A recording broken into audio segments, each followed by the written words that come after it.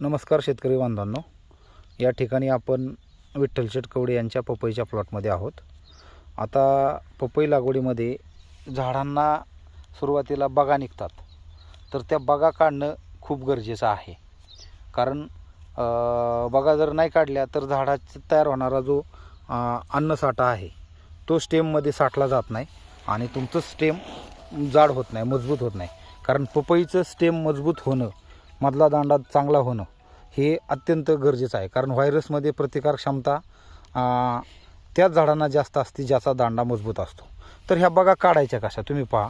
आता बगाची झाडाची उंचीसुद्धा जवळपास माझं म्हणणं 1 फुटाच्या पुढं होऊन द्यायची. कारण लय लगेच काढलं तरी झाड हाईट धरतं जास्त, मग लय हाईट पण प्लॉटनी पकडली नाही पाहिजे त्या झाडाने. मग त्या आता हे मला वाटतं 1 फुटाच्या लेवलला झाड आलेलं आहे. आता याच्यामध्ये अशा प्रकारच्या बगा दिसतात, तर त्या बगा या पद्धतीने झाडाच्या बिचकीच्यामधून काढून घेणं गरजेचं आहे. विठ्ठल शेठ काढावूया.